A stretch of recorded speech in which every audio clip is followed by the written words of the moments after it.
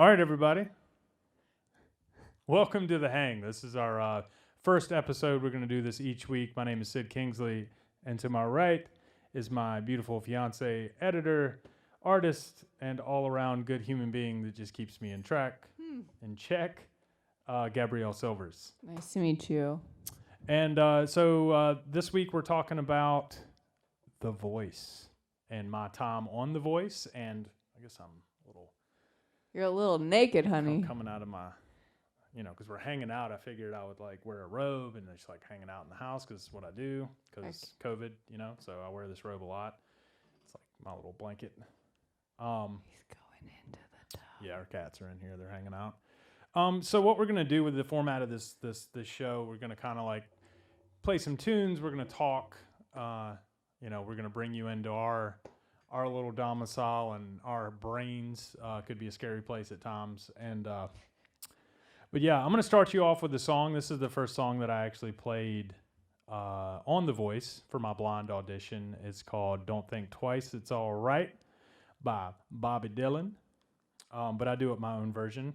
And if you've ever heard me play live, I know a lot of you haven't. I don't play things the same way twice ever, if I can help it. The Voice was the first time that I had to be really disciplined in playing a song the same way multiple times. So, yeah, this is Don't Think Twice.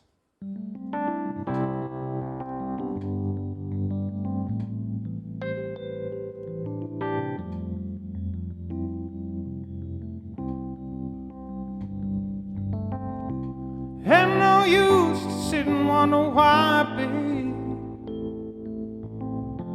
even you don't know by now.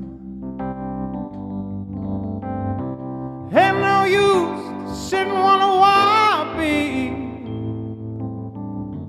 oh, and it'll never do somehow. Or when your rooster crows at that break of dawn, look out your window, baby, and I'll be gone. 'Cause you're the reason that I'm traveling on. Don't think twice, it's alright. Ain't no use turning on your light. Oh, that light I never know. Have no use turning on your light, babe. Oh, and I'm on that dark side of the road. Oh, and I wish there was something you could say or do to make me change my mind and stay. But we never did too much of talking anyway.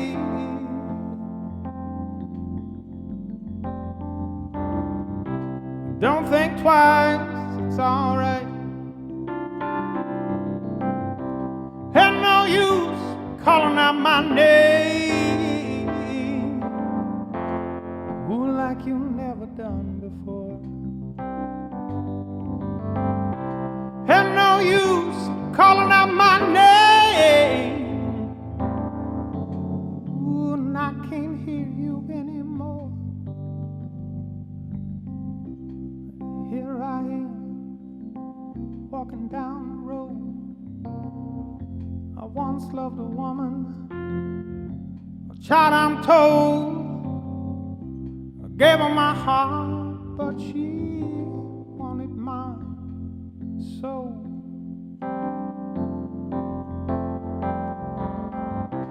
Don't think twice, it's alright.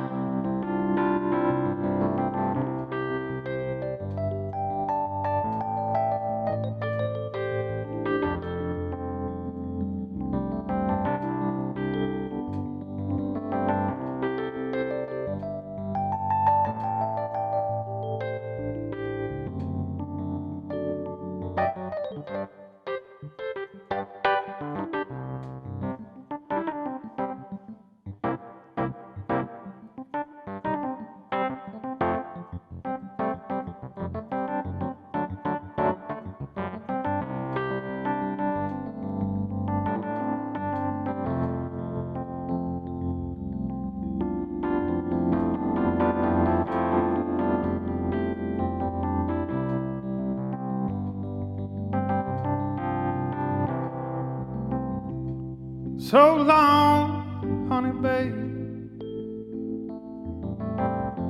Where I'm bound, I can't tell. Ooh, goodbye's too good a word, gal. So I just say fare thee well. I ain't saying you treated me unkind. You could have done better, baby, but I don't mind. You just kinda wasted all my precious time.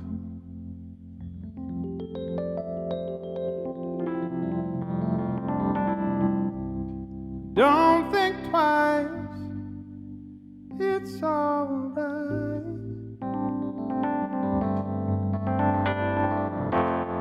Don't think twice, it's alright.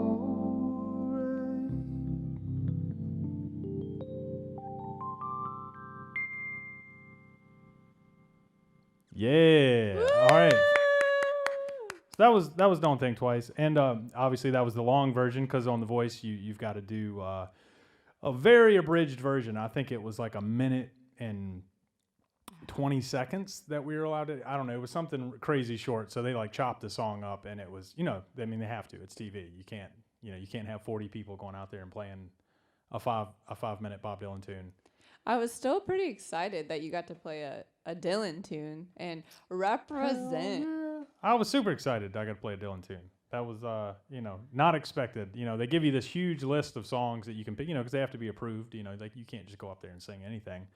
And that wasn't even on the list. That was nowhere near the list, but that's the song that I did my initial audition. So there's a whole bunch of audition phases that you go through, and that was one of the songs that I did on my initial audition, so I got lucky enough to be able to do that. And just like doing that song made me more comfortable because I've been playing that song for some years now. So I wasn't like having to learn some tune that, I've never heard of, or in some vein where I'd be like, I don't know. If I would have had to sing like Watermelon Sugar or something like that, some Harry Styles. Some Hanson. Yeah, I might have been, I would have done it. Don't get me wrong. I would have bopped the shit out of it. But luckily we didn't have to do that for that song. And it was cool. It was you were there virtually. I was there virtually. She was there with my parents. Yeah, I wish I could have been there in LA, living it up inside of the hotel room and not seeing anything else. That would have been dope. Yeah, living it up. We were not living it up. I mean, some of y'all were living it up. Some people, let me tell you, some people were not following the rules. I followed the rules as much as I possibly could. I did smoke weed because I do that, and I did not smoke weed. I did not inhale. I did not inhale. I didn't exhale. Anyway, so So what were the rules for those people listening? So the rules are pretty crazy. So when we first got to so let me just back up a little bit. So they take you out there. There's a whole. I could sit here all day and tell you that the whole process. I don't think NBC wants me to tell you the whole process of how I got out there and all that other stuff. So I'll leave that for future talks that we'll have. But yeah. So they set you up in this hotel that's in beautiful Burbank, California. Which I don't know if you've ever been to Burbank. That's where all the the movie studios and all those things are, but Burbank is boring. There's like nothing there. So when you're in Burbank and you don't have a car, you're in Burbank. There's nowhere to walk. But that's California. Yeah, California is like so California. Excuse me. LA in general is like like New York is up, and LA is vast and out. And if you don't have a car, that city is not for you. Good luck to you. Not that he didn't have a car, but you weren't allowed to have a car. You basically had to stay on the premises. Yeah. We could only go as far as we could walk, which me and my friend Ian actually walked all the way to the Hollywood sign. We walked like 8 miles to this Hollywood sign, and Turned your booties around. there was somebody standing there at the trail, and apparently there was COVID on the trail, so we couldn't continue. Apparently there's in California, it's weird the way COVID works out there. There's like COVID on trails outdoors, but not in Walmart. Anyway, that's an aside. But I digress. I got all off kilter. Shout out to Ian and the fam. So yeah, they take you out to Burbank. You're not allowed to do anything, which is good. You know, we don't need to be. You know, there's a pandemic going on, so we're getting tested regularly. How regularly were you getting tested? Regularly, we were tested like every other day. So I got pretty used to that. It was just part of my ritual was, you know, having a nurse look at my tonsils and then swab my nose and swab my throat. And that was a pretty normal. And it was always, you know, you get the little test results. You're like, I hope that. So what was the worst rule breakage For me? for you? I don't know if we're allowed to talk about certain things that happened in people that. So certain things conspired behind the scenes. Yeah, so here I am like being a good little Boy Scout and following all the damn rules, and apparently other people were living it up. I'm not going to name any names, but people were doing things. You know, they're going places. You know, Or people. Yeah, I mean, Human beings. I heard some people got married. I heard some sweet people good got Lord. married. I didn't even find out about that. Yeah. By your friend. Y'all don't even look. There's so much juice that I would love. Juice is that a word? Juicy details, some jutes. I mean, juice is a word. Juicy details would be jutes, right? Jutes. I don't know. It's not a word. Is this like a hashtag? I don't know. I want to make it a word. Jutes. Juicy details. But yeah, some people actually, some contestants that actually met on the show got married. How cute! And the ceremony was conducted by another member of the contestants. It's crazy the things that went on, and I didn't even know this was happening because I stayed pretty isolated. I tried not to, you know, and I went into it with this whole different mindset of like it's a competition. It's not a competition. I mean, it is, but it's not. It's TV. Okay, you know, it's television. And that, you know, is like that's the kind of mindset. If you go into it and you think that it's like a competition and it's going to mess with your mind, but when you kind of you realize that, oh, this is a TV show, not saying it's scripted because it's not, but it is a TV show. I think once you had that mindset, I think you had more fun. Yeah, I definitely calmed down and stopped being so like, you know, I'm very, you know, I want to win. You know, I like winning. Winning's fun.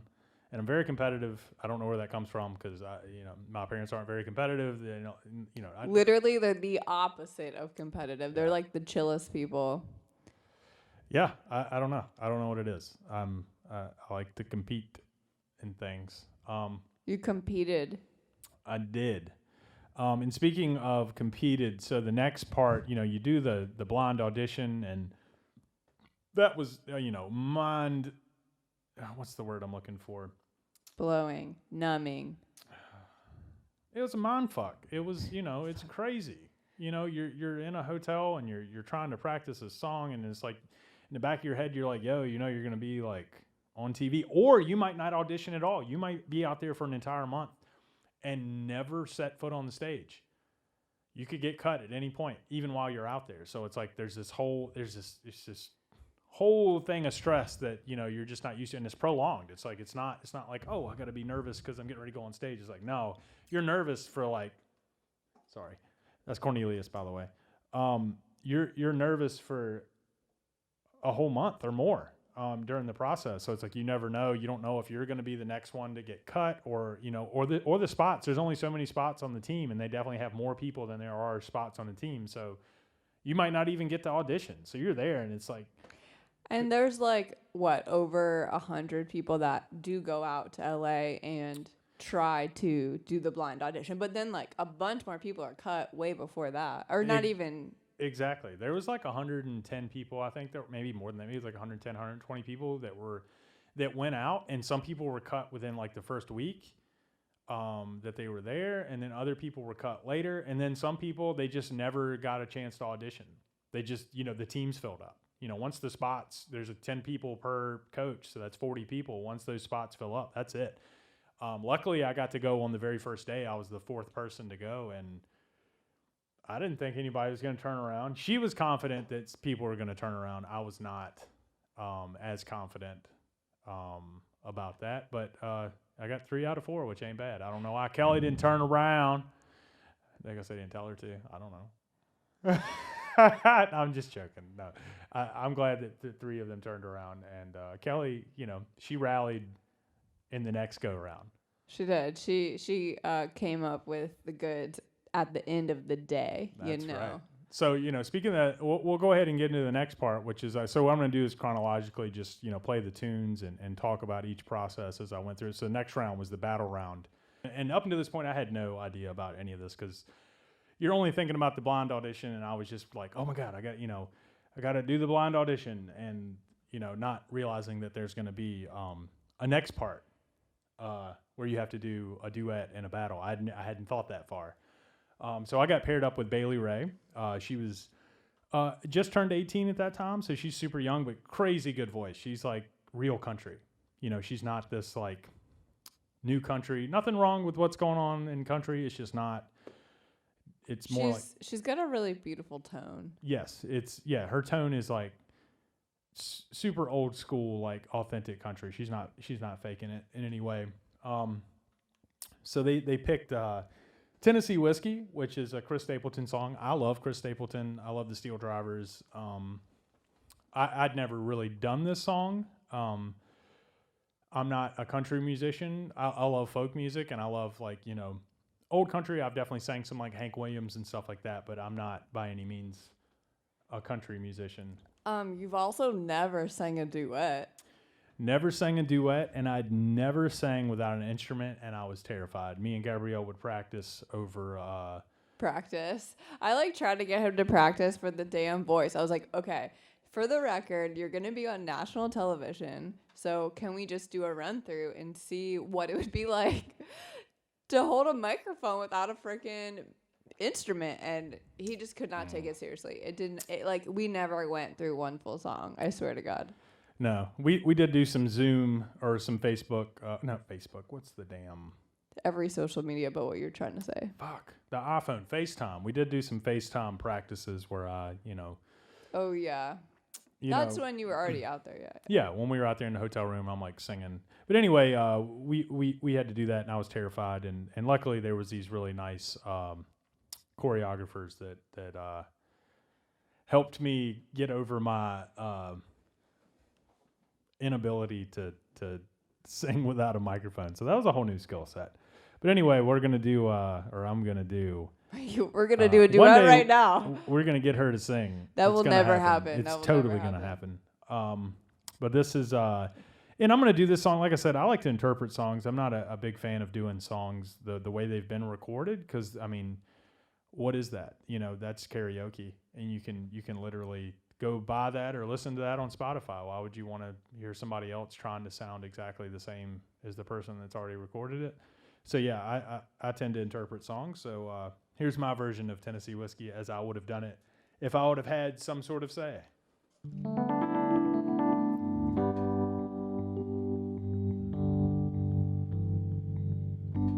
used to spend my nights out in that bar.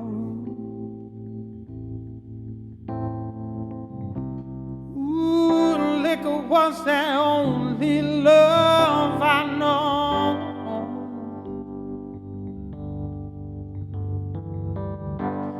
But you rescued me from reaching for the bottom, brought me back from being too far gone. You're as smooth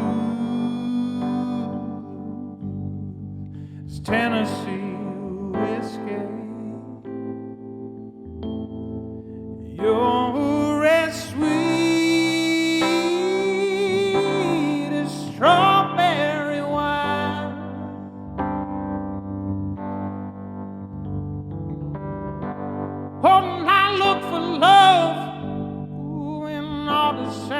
old places.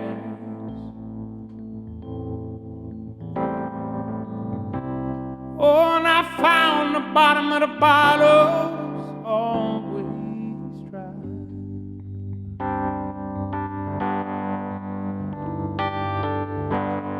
Ooh, but when you poured out your heart, I didn't waste it. Oh, 'cause there's nothing like your love. Get me high. You're as smooth as Tennessee whiskey. You're as sweet as a strawberry wine. You're as warm as a glass of brandy. Honey, I stay strong on your love all the time. Honey, I stay strong on your love all the time.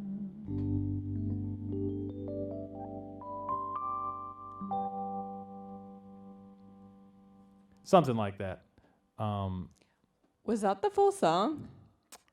Give or take. There's a lot of verses. It could go on for. What about that thing you did on stage where you're like a run? It was like a run. You're as warm as a glass of brandy. So that's a Chris Stapleton thing, and I saw somebody in the comments who were like, if you can't sing that like Chris Stapleton, then you shouldn't sing it. It's like, okay, well, then I won't sing it like that. I won't sing like that. You got to sing it like Chris, or what?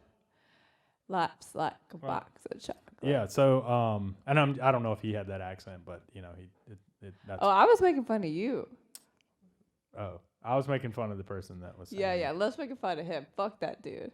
No, I don't say fucking. I mean, I get it. You know, people fall in love with songs and they want to hear them the way that they've heard them. You know, they don't like change or people taking liberties and things like that. I can get behind that. Not really, but I can understand that mindset. So anyway, yeah. So we did the duet and the thing with Bailey, and she sounded great, and and I lost. And let me tell you what, my heart dropped. I was like, shit, I'm going home. You about walked off that stage so quick. Oh man, so they train you for that too. Like if you lose, everybody has to have to know what to do and where you're supposed to go. And I literally was like, you have a chance to say something to the coaches, and so You're like, thank you for this opportunity. I'm kind of like just dumbstruck, like fuck. I was like, thanks, thank you for the opportunity, and I like dipped. I didn't give them a chance because they can hit their save or steal button. And there's no sound, by the way. When they hit those buttons, they add that in later. There's no sound. So I walked off the stage, and all these lights went off, and I was like, I don't know what's going on. You're like, I really lost here. They edited it really well, but the stage managers were all like, go back on the stage. And I was like, what? And then I'm standing literally right from here to like right here. There's Kelly Clarkson, and I was like looking at her, and I was like, what happened? She's like, I hit my button. And I was like, oh, cool. All right, cool. And so she stole me. I didn't realize it, and I jumped on stage, and then it was a mess. But it was great. It was good fun. I was, the first person. Again, we were actually the very first people to go. So nobody really knew. It's like we're all trying to figure it out, and I ended up. Going to Kelly Clarkson's team. Yeah, going to Kelly's team, and I didn't get a jacket. So Kelly had these really awesome jackets that she gave everybody, and I missed out. I didn't get a jacket. I'm kind of upset, Kelly. If you ever watch this, send us a jacket. Send us a jacket. Yeah, it's really for her. It's a purple send jacket. one It's jacket. cool. I'm not gonna wear it, but it's mine, and I want it. It's mine.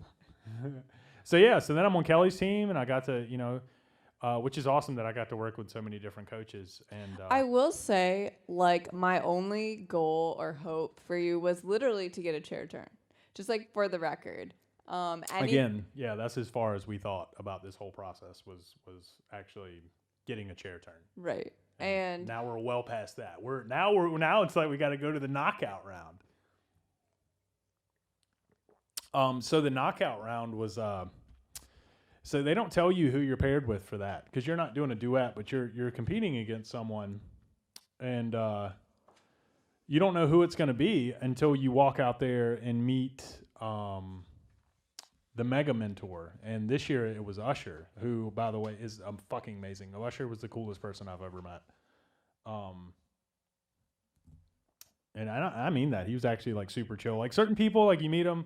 I don't know if you've ever met like, different celebrities, and people have like an on-camera personality, and he was genuine. He didn't have his personality. He is who he is. He's not turning it on and off for the cameras.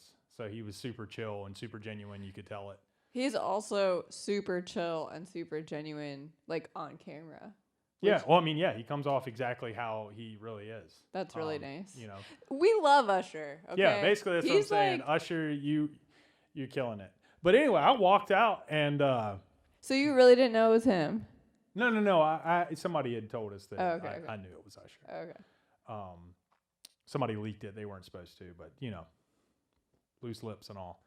But I had no idea who I was going to go up against in the knockouts, and I thought it was going to be Tanner because they put us in these like dressing rooms, and he was right next door to me, so I could hear him warming up, and it made sense. I was like, okay, they'll put me up against Tanner, and he thought that I was going up against him. Same thing. Who did he go up against?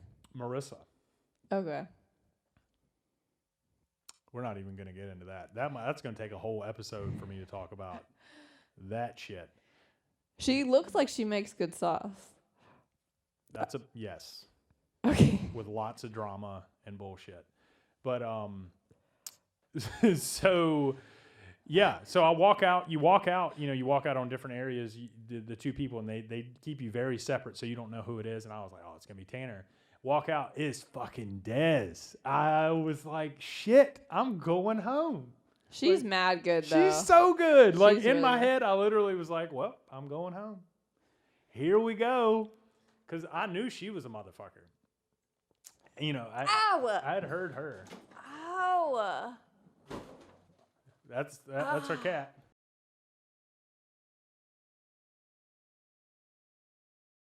You okay? He's fired. I think we should totally keep that in the. So I'm like bleeding. You all right? No. Okay. Hold on. Can I go open a fucking door? Give me that. No, you're fine. You don't even know if the lighting's still right. Give me that.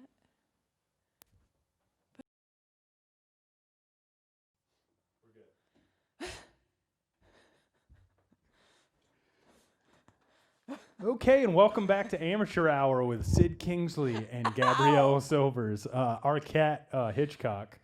Fuck him. He's- What a dick. He is the spawn of Satan himself. Yeah, he just... He just clawed me to death. yeah, It's for like, no reason, he literally just ran and jumped in Gabrielle's lap. And like, you know when you, like, crack open a crab leg and you're trying to rip out it's the meat? Like, that's what he just did to my leg bone.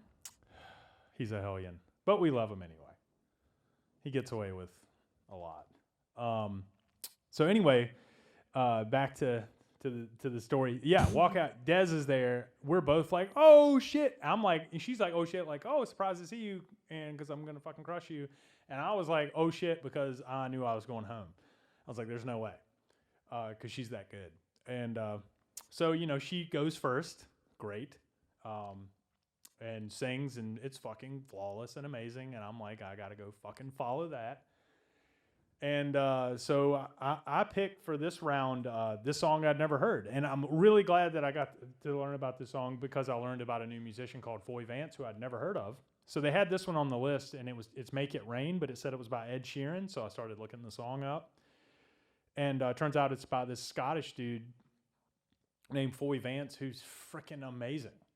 He's amazing. And the song is like right up my alley. It's like right in my wheelhouse. So I was like, yeah, let me get that. And yeah, so I'll do a little bit of that song. That song's super long too. There's mad lyrics on that, so I'll do an abridged version of that, longer than the one on The Voice, but enough that you'll get the idea. But that was a lot of fun to do, and yeah, so we'll go ahead and play that. Let's Make It Rain.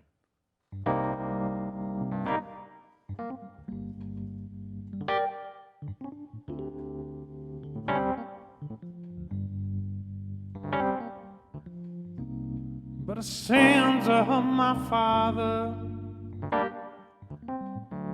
way down in my soul. Ooh, and the pain of my mother,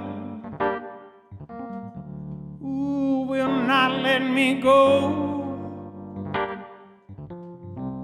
Well, I know that if I can come from the sky, ooh, and refine the purest cane, ooh, and even I know this fire brings me pain.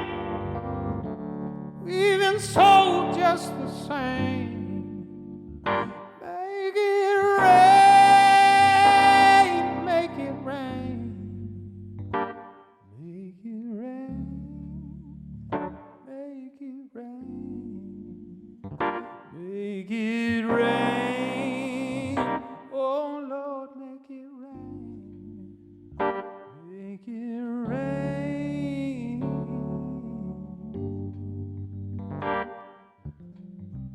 Ooh, the seed needs that water, ooh, for it grows out the ground. Ooh, but it just keeps getting hotter. Ooh. Oh, and that hunger more profound. Ooh, well, I know there comes them tears from the eye.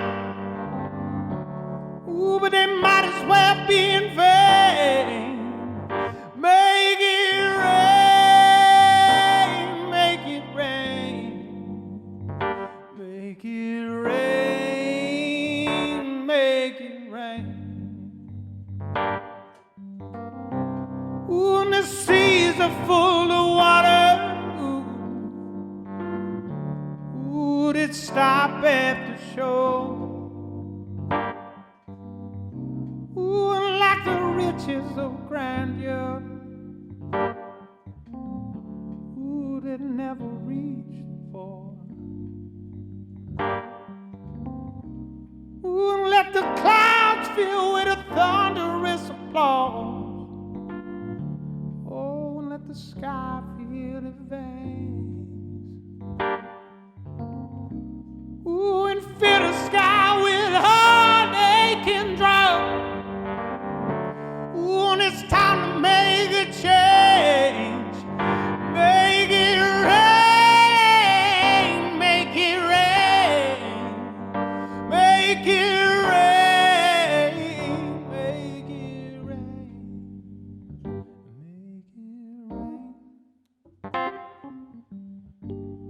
make it rain, make it rain, make it rain,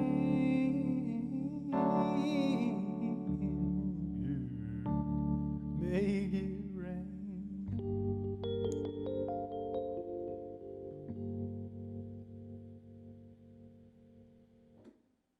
Yeah, so I did that song, and I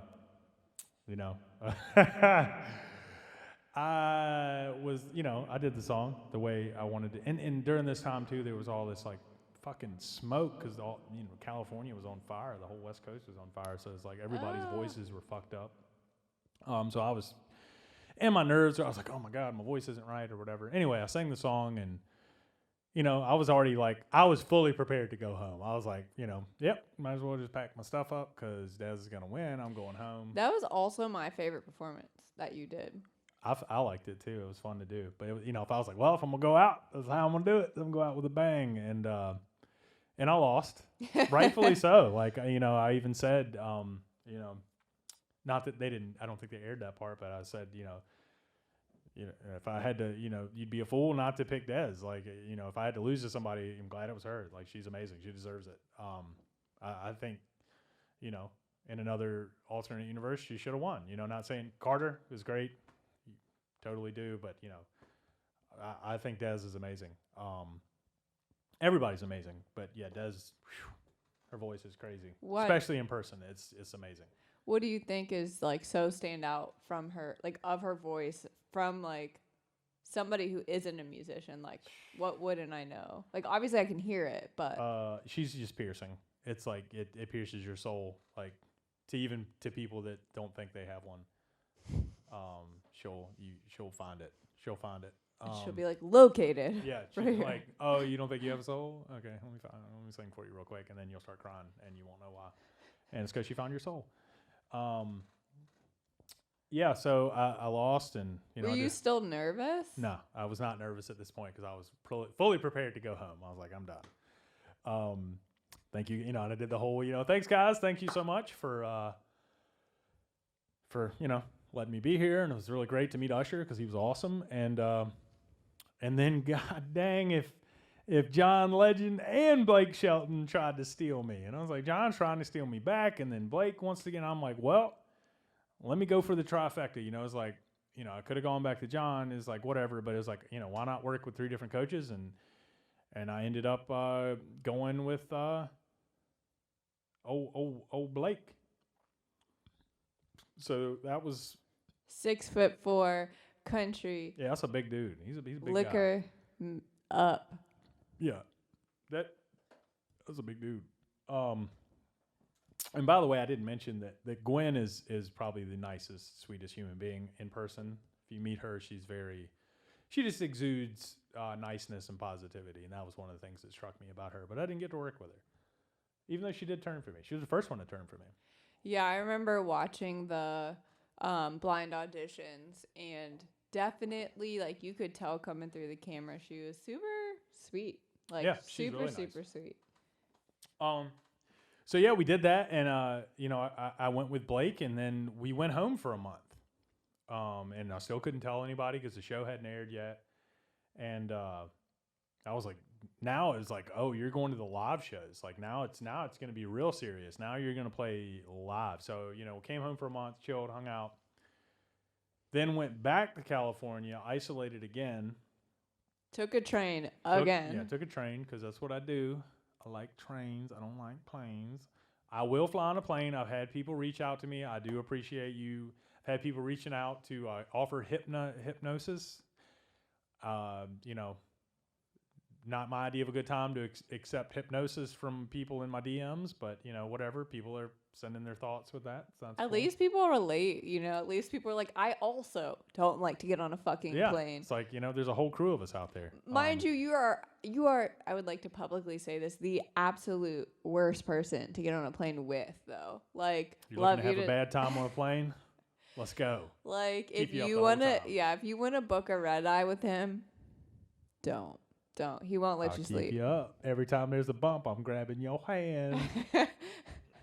Thank God there's somebody next to you. You would have grabbed his hand too. If I'm sitting on there with a stranger, we're talking, and I'm grabbing your hand. You're like, I'm nervous. I remember somebody was like sitting in front of us at one point, and he was also nervous, and you were nervous, and eventually you guys were like, okay, something's happening. The plane's taking off. We can no longer speak. Like, conversation done. It was pretty nuts. But so yeah, came back and wasn't sure what song I was going to get this time. Again, they gave us this time we got to make our own list of songs, and I put all these good songs. I was like, man, it's gonna be all live shows. I'm gonna put some Jackson Brown. I was gonna do these. Oh man, I had all these ideas, and I was like, man, I'm really excited to do all these songs. And so I put my 10 songs on my dream list, and I was like, hell yeah, And they hit me up, and they're like, you're doing Beyond by Leon Bridges. Never heard this song in my life.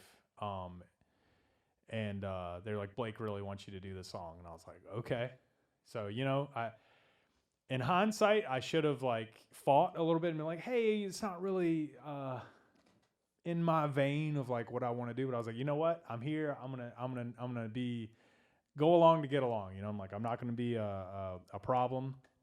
As I've noticed other people be, you know, a little bit problematic for the producers and things. They're like just that. more vocal. Yeah, they're more vocal, and I was like, you know what? I'll just do it. I'll make this song great, even though I wasn't. I don't really like the song. That's why. But there's like no range, right? There's no. It's just a very like, you know, Leon Bridges is great. I think he's a great songwriter. I do not think this is his best work. No. And I feel really bad. Like, I haven't even posted this song, that when I did the lives, I was really, really upset with how I performed it. Well, you knew as soon as you heard this song, I feel like you knew that it wasn't right for you. Yeah, as soon as I heard the song, I was like, this is, you know, because I'm very particular about the covers that I'll play and the things that I'll pick. And I was pretty, you were bummed. I was a little bummed about that song in particular, but I tried to, like, you know, say, okay, it's going to be fun, I'm going to make it good, you know, but I think in the end it kind of was my undoing. But I did, you know, I went out there, I did the thing. You did the thing. I did the thing. I mean, you still sound great. I think you did hold back. I was nervous. Yeah. And you know, nervous because I just wanted to do the song right instead of like really interpreting it how I wanted to, and like I just didn't let go, which you should never do that. You should never not let go. Always be 100% yourself. You know, don't let, you know, other things outside you dictate what you do. And that's what I kind of did. I didn't stand up for myself, and I should have. And you're somebody who like definitely wears your heart on your sleeve. So like we all knew how you felt. Yeah, Gabrielle, after I got done, she was just like, so what happened? And I was like, what do you mean? And it was like, you know. Oh, well, I just fucking know you. And I mean, you just were not vibing. You were not vibing. I was off. My energy was all over the place. The coaches knew it too. I was just looking at them and I was just like, I'm sorry, guys. You know, I mean, you're still talented. You're still amazing. Yeah, I don't take it as a reflection of my talent. It's just I definitely didn't give 100%. I did give 100%, but I definitely like gave somebody else's 100%. I didn't give my 100%. My 100% would have been like, I'm not doing this song, but here we are. So I'm going to do it anyway, warts and all. Maybe it'll be a little better and I can interpret it in some kind of way. But I haven't played it since that we're scarred. That fateful night. There's a lot of emotions tied to that. I'm still like decompressing from the whole thing. But here he goes, Leon Bridges, Beyond.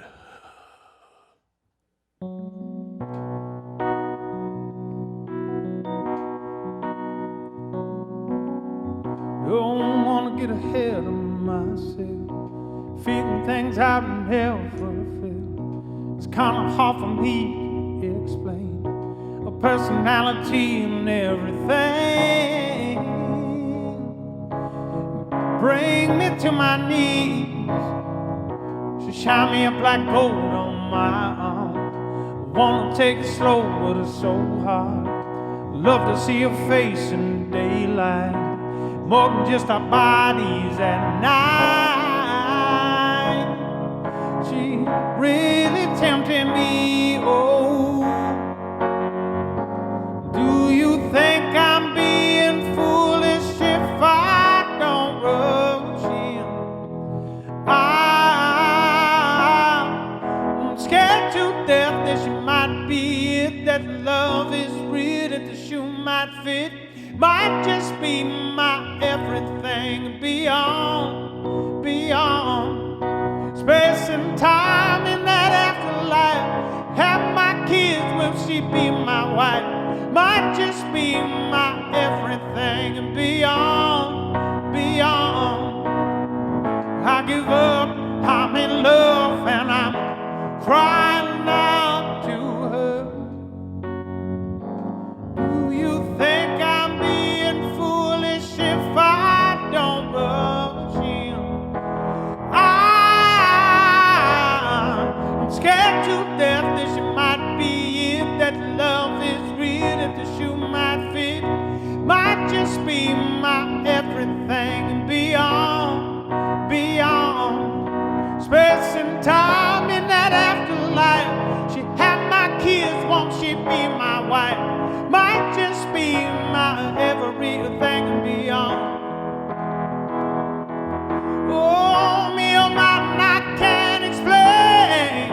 might just be my everything. Say, me or mine I can't explain. Might just be my everything. Say, me or mine I can't explain.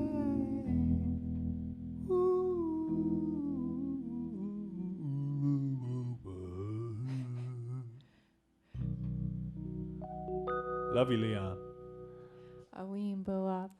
Yeah, so I did that, and I felt, pretty awful afterwards. I felt like I'd let everybody down. But anyway, I did the song, and she was happy to have me come home. I was happy to come home. Actually, it was like it was a long 6 months, and It was a long time coming. I really was, like I said, over it. I was ready for you to be home after the dang on blind auditions.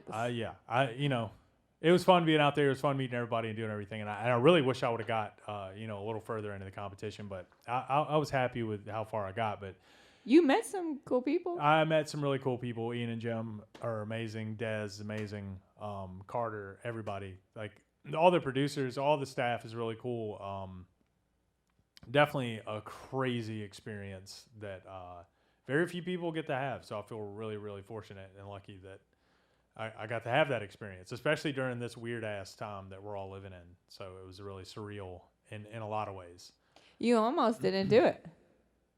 Yeah, I almost didn't do it. I almost didn't audition at all. I didn't think I had a snowball's chance in hell. Yeah, there was this like rockin' to lock-in thing. Yeah, there was a rockin' to lock-in competition going on at the same time as the audition I was going to do, and I was like, well, I got a better chance of making it on Rockin' to Lockin' than I do getting on The Voice. I was very wrong. I had no chance at Rockin' to Lockin'. I mean, yeah, I definitely knew you had way better chance to get on The Voice, like on national television on The Voice, than ever getting Rockin' to Lockin'. She's always But right. that is just, thank you, honey. But that is just the nature of basically a battle of the bands. Like, it's just like all your homies come out, and the people who are playing Rockin' to Lockin', I mean, they're homies. The homies are the homies, okay? Yeah, the homies are the homies. I ain't got no homies, so they didn't come out, so I didn't win.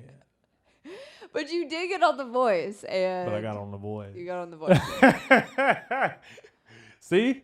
You don't need homies. It's not true. You do need homies. I just don't have a lot of homies. I have a very small, tight-knit group of homies. Your testicle is showing. Listen, like, you have one lady, we gotta keep it away from the other ladies. That's right. My chesticle was showing. It's my chesticle. Chest. It's like testicle, but no. chest. What was the tickle part? Chesticle. Yeah, but what was the, like, chest is a chest, but what was the tickle? I don't know. This whole area is a chesticle. Anyway. Yeah, well, that's our show. We did The Voice. We did The Voice. If you didn't see me on there, it's because you weren't watching. She was on there. Actually, I was on there. Yeah, what are you talking about? She was totally on The Voice. Yeah.